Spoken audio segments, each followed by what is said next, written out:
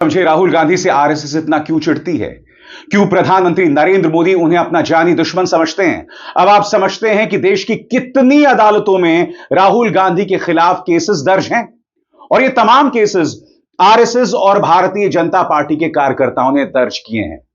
कहीं उनकी नागरिकता पर खतरा है, कहीं सावरकर के नाम पर मुकदमा है, तो कहीं आरएसएस पर उनके बयान को लेकर मुकदमा है। एक जगह तो अमित शाह पर उन्होंने जो बयान दिया था उस पर भी केस है। कहने का अर्थ साफ है दोस्तों, राहुल गांधी भारतीय जनता पार्टी के लिए किसी नासूर से कम नहीं है। यही वजह याद कीजिएगा, जब उन्होंने अडानी पर भाषण दिया था तो पहली बात उनके भाषण को 17 जगहों से नोच दिया गया था, हटा दिया गया था। उसके बाद याद कीजिएगा उनकी सांसदी पर केस हो जाता है। नतीजा गुजरात की 2 अदालतें उनके खिलाफ फैसला सुनाती हैं और उनकी सांसदी चली जाती है। सुप्रीम कोर्ट फिर उनके बचाव में आता है और अब मैं दावे के साथ कह सकता हूं कि राहुल गांधी ने जो मध्य प्रदेश के भोपाल में कही है ना, इस पर भी देखिएगा देश के अलग अलग जगहों पर उन पर मुकदमे दर्ज होने वाले हैं। क्योंकि यहां पर राहुल गांधी ने सिर्फ प्रधानमंत्री नरेंद्र मोदी पर प्रहार नहीं किया, उन्होंने कहा कि ऑपरेशन सिंदूर को ट्रंप के कहने पर रोक दिया और यह प्रधानमंत्री नरेंद्र मोदी को चुभने वाली है। क्योंकि अब तक प्रधानमंत्री ने इस पर कुछ नहीं कहा है, इसलिए मैं आपसे कह रहा हूं चुभने वाली है। और बात यहां नहीं रुकती, उन्होंने भारतीय जनता पार्टी और आरएसएस को एक ही पैमाने पर रखकर कहा है कि इनका तो इतिहास सरेंडर कर रहा है, इन्होंने हर मुद्दे पर सरेंडर किया है, इन पर थोड़ा सा दबाव डालो ये लोग सरेंडर कर देते हैं। मगर जो बात प्रधानमंत्री को चुभने वाली है, क्योंकि उसी सांस में राहुल गांधी ने नेहरू और इंदिरा गांधी का नाम लिया। उन्होंने 1971 की याद दिलाई जब अमेरिकी जंगी बेड़े भारतीय समुद्री सीमा तक पहुंच गए थे, मगर इंदिरा गांधी झुकी नहीं, मगर प्रधानमंत्री नरेंद्र मोदी नरेंद्र सरेंडर हो गए। सुनिए, एक ही सुर में, एक ही स्वर, एक ही सांस में बीजेपी, आरएसएस और प्रधानमंत्री को किस तरह से घेर रहे हैं राहुल गांधी। ये बीजेपी आरएसएस वालों को अब मैं अच्छी तरह जानता हूं। इन पर थोड़ा सा दबाव डालो, थोड़ा सा धक्का मारो, डर के भाग जाते हैं ये लोग। जैसे उधर से ट्रंप ने एक इशारा किया, फोन उठाया, कहा मोदी जी क्या कर रहे हो?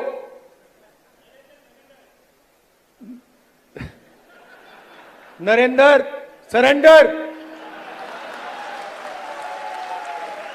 और जी हजूर करके नरेंद्र मोदी जी ने ट्रंप के इशारे का पालन किया। आपको एक समय याद होगा जब फोन कॉल नहीं आया था,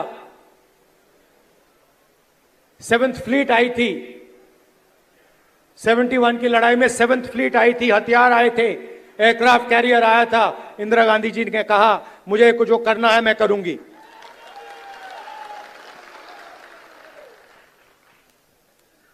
ये फर्क है, इनका कैरेक्टर है।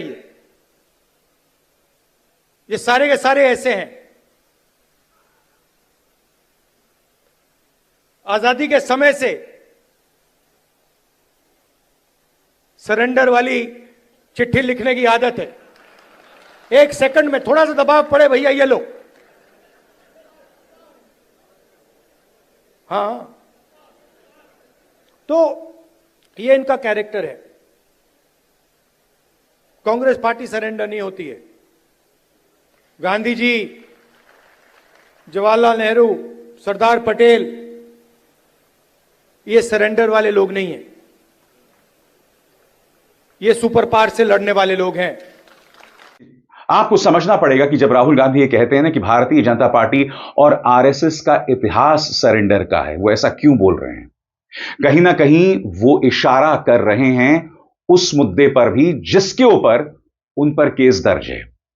विनायक दामोदर सावरकर, वो सावरकर जिन्होंने अंग्रेजों से कम 1 दर्जन बार माफी मांगी थी, वो विनायक दामोदर सावरकर जिन्होंने सुभाष चंद्र बोस की आईने का विरोध किया था और अंग्रेजों की सेना का साथ दिया था।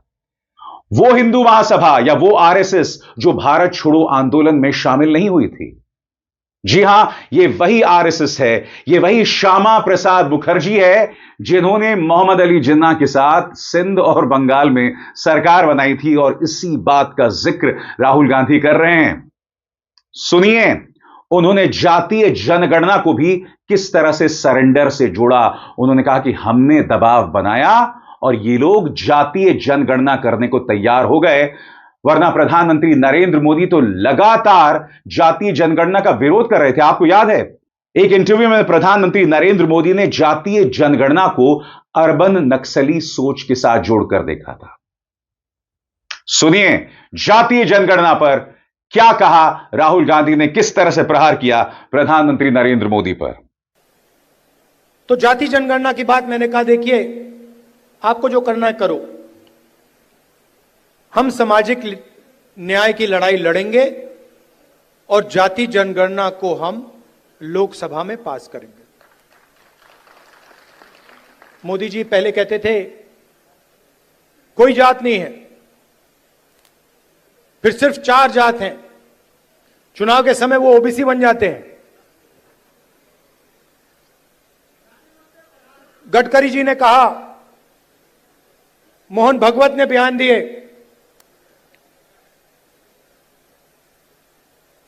थोड़ा सा दबाव पड़ा, एकदम सरेंडर हो गए।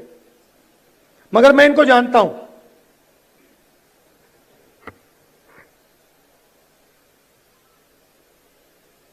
जैसे इन्होंने महिला आरक्षण का काम किया था, वो 10 साल बाद वाला, यहां भी वही कोशिश है इनकी। ये करना नहीं चाहते हैं, ये दबाव में आकर बोल गए हैं, मगर ये करना नहीं चाहते हैं, क्योंकि ये इस देश में न्याय नहीं चाहते हैं। ये अंबानी अदानी वाला देश चाहते हैं, अरबपतियों वाला देश चाहते हैं, सामाजिक न्याय वाला देश नहीं चाहते। राहुल गांधी से भारतीय जनता पार्टी और आरएसएस इसलिए चिढ़ती है क्योंकि राहुल गांधी ने बार बार स्पष्ट किया है कि आरएसएस से मेरा विरोध विचारधारा के स्तर पर है। और आपको समझना पड़ेगा कि आरएसएस वाले उस शख्स से बेतहाशा चिढ़ते हैं जब बात विचारधारा की हो जाती है। अगर आप पूरे गांधी परिवार पर निगाह डालें, यानी कि नेहरू से लेकर अब तक, आरएसएस को सबसे ज्यादा चिढ़ देश के पहले प्रधानमंत्री पंडित नेहरू से और उसके बाद राहुल गांधी से है।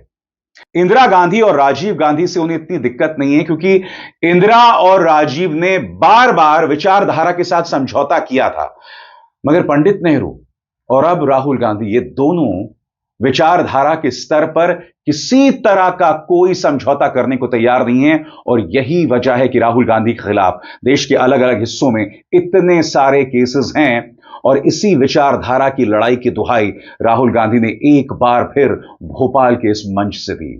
सुनिए, सबसे पहले विचारधारा की लड़ाई चल रही है। एक तरफ कांग्रेस पार्टी है, हमारा कॉन्स्टिट्यूशन है, और दूसरी तरफ बीजेपी और आरएसएस जो इसको मानती नहीं है और इसको खत्म करना चाहती है। हिंदुस्तान की सारी संस्थाओं को, इंस्टीट्यूशंस को उन्होंने पकड़ लिया है। हर संस्था में उन्होंने अपने लोग डाले हैं और देश को आस्ते आस्ते देश का वो गला घोट रहे हैं। तो पहली लड़ाई संविधान की है। एक तरफ हम कांग्रेस पार्टी, हमारी विचारधारा, और दूसरी तरफ आरएसएस जो संविधान के खिलाफ खड़े हैं।